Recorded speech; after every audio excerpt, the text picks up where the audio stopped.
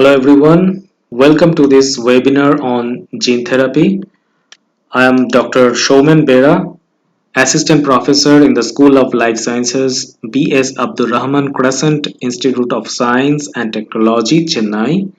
I welcome you all on behalf of the Life Science team members to this webinar. Let us start the discussion with a famous quote from one of the famous scientists of the world, Professor Brown. Research is what I am doing when I don't know what I am doing. This is what I believe is the driving force for every researcher and scientist. So, we are going to discuss a few topics today, especially on somatic cell gene therapy, germline cell gene therapy, and about the viral vectors of gene therapy. So, first let us define precisely what this gene therapy is. In a simpler term, it is the replacement of a defective or diseased gene with the correct copy of the gene, that is, with a normal healthy gene. Like here, as you can see, if this is actually the healthy gene which is mutated now, and you want to get rid of this mutated copy of the gene. So by definition of the gene therapy, it is just simply the process by which you are just taking out or replacing this particular mutated gene with the wild type or the healthy copy of the gene so that it will start to function normally. These are actually the two standard terms used frequently in the context of gene therapy. A transgene is the copy of the gene which is being introduced into the patient, while the patient or the individual who is receiving the transgene is a transgenic organism. These terms are equally relevant in the field of a genetically modified organism. Now, as mentioned before, there are two types of gene therapies. Somatic cell gene therapy is used to treat the diseased individual. That means just like giving them some medicine to suppress the disease. It will not completely cure the disease, it is a temporary one and also not passed on to the next generation. Why I said this here? Because when it comes to the concept of the gene, we usually think it will be carried over to the next generation. But in this case, somatic cell gene therapy is not inheritable. The next one is the germ-line cell gene therapy, which is permanently altering the defective gene with the correct copy of the gene. We will be discussing it little later. But first, the somatic cell therapy. Here, the patient cell, which is mutated, is taken out, cultured in the lab, and the mutated gene is replaced with the correct copy. The method varies depending on the type of mutation present in the gene. However, they will end up in the same result, replacement of the defective gene. This kind of therapy is usually done in the somatic cells like all the body cells. That is why it is got its name somatic cell and not done in the germ lines or the cells of the reproductive system. This kind of replacement therapy, it is very close to another type of therapy which is organ transplantation, where the diseased or the affected organ is replaced with a healthy donor's organ. There's a clear difference. And then this organ is implanted in the recipient's body, right? The organ transplantation comes with more life risks, and it is also that there are chances of rejections. It is kind of complicated to match the organ system with a whole subset of donor's gene, which is foreign to the recipients. So in somatic cell gene therapy, the body cells which are having the mutations are only taken care of. So there are two different approaches for this somatic cell gene therapy. In the in vivo therapy, the correct or the wild type gene containing DNA is first packed inside some conventional delivery vehicles like the liposomes. So if this is our DNA, it is getting packed within some liposomes and or the lipoplexes, which are nothing but sacs of lipids in which our gene of interest is trapped. So using some, or you can use some vectors as well, like the viral vectors, which we are going to discuss next. Now when they are going to get inside the patient's body, the lipid molecules will get fused with the cell membrane lipids. So say for example, this is a liposomes where our transgene is present inside, and this is the cell membrane, and cell membrane means the outer layer of the cell. So, and this part of the picture is the cell inside. So now when this liposome is getting fused with the membrane, because the liposome lipid and the membrane lipids are kind of similar, they can always fuse with each other. So as a result of that, the inner content of the liposome, which is the transgene in our case, will be released inside the cell, where they can start to function. Now the viral vectors usually transfer the gene inside the cell by the similar mechanisms by which they are infecting the cell. The only difference here is that instead of the viral DNA which can cause disease, they will be transferring the genetically modified DNA or the transgene. The second approach is the ex vivo system. Here the mutated cells are removed from the patient's body, then bring to the lab, then grown in the culture, and the corrections are done in the lab itself. There are various techniques to do this kind of corrections depending on the types of mutation. Then, after the gene modifications are done, the cells are implanted back into the patient.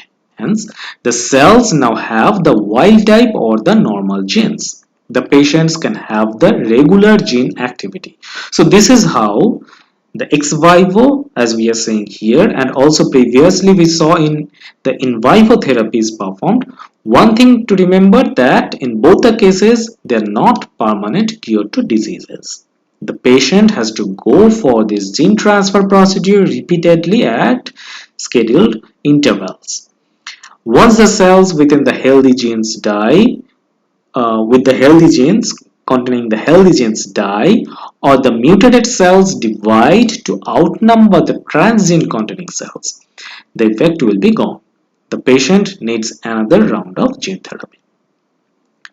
Now the germline cell gene therapy, it is performed into the germline cells, which are our reproductive cells, the sperm in male or the eggs or ova in the females. It means that any alterations you are making in these reproductive cells will always be passed on to the next generations, because we know that sperm or the egg or ova will fuse and then they will form the zygote. So the DNA, be it the altered or the healthy, normal, whatever it is the DNA present, it will be passed on to the next generation. So these also means that if the genetic mutation in the prospective parents can be screened, and then the germline therapy is performed in their reproductive cells, then the baby will be having the correct copy of the gene. There are obviously some ethical issues, both community-wise, religion-wise. Different countries have different rules and regulations. We're not going to discuss those here, but yes, this germline cell gene therapy has been experimentally proven to be effective, at least in the mice models, and but this is not practiced worldwide. When talking about the gene manipulations, either in the in vivo or in the ex vivo system, for somatic cell therapy, the viral vectors are the first choice as a gene delivery vehicle for their ease of use and higher transfection efficiencies. There are few types with various advantages and disadvantages, like DNA virus and RNA virus, where the viral genome is either DNA or RNA respectively. Also, both the virus can be engineered to make replication deficient, meaning that the virus, after infecting a cell, will inject their genome inside the cell, that means the DNA or the RNA.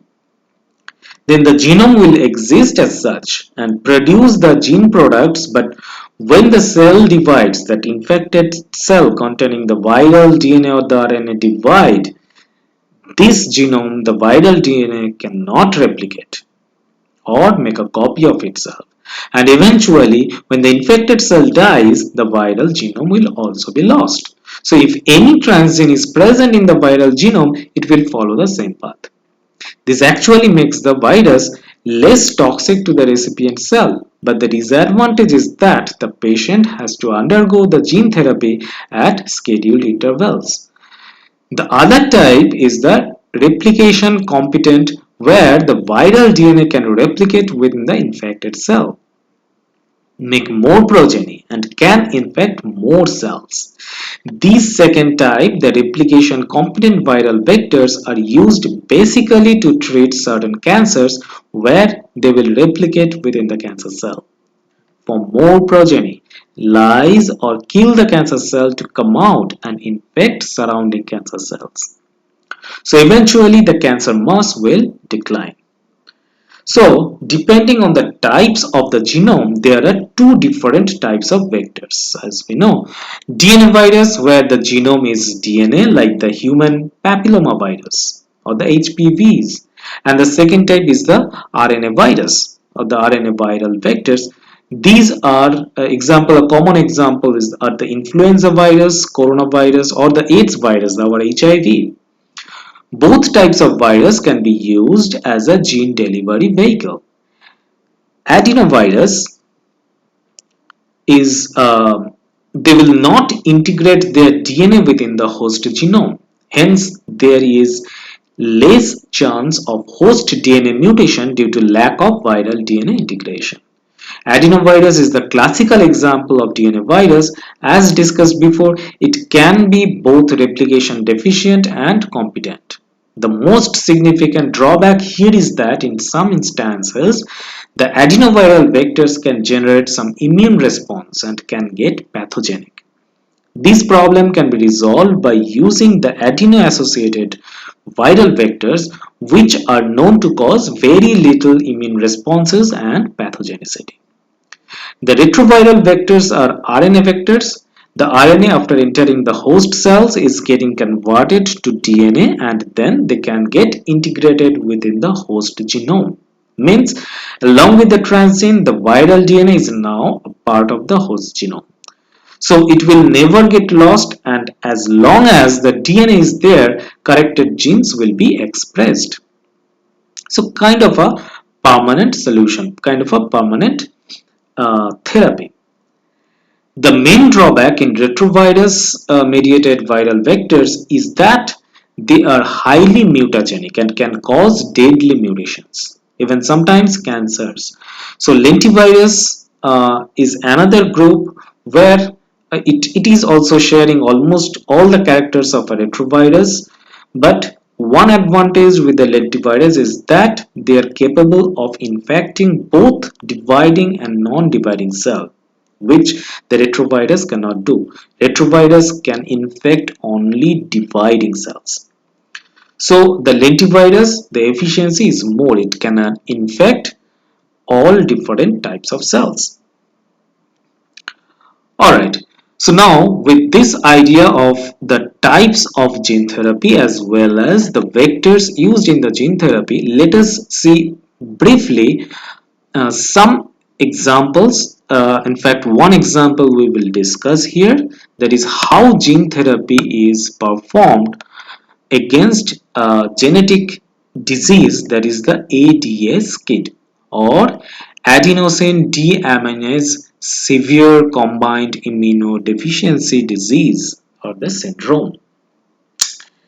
ADA is an enzyme which helps to metabolize adenosine to uric acid. This is the pathway of adenosine metabolism, and ADA is one of the enzymes in this metabolic pathway. There are several other steps involving several other enzymes, but ADA is one of them, among them.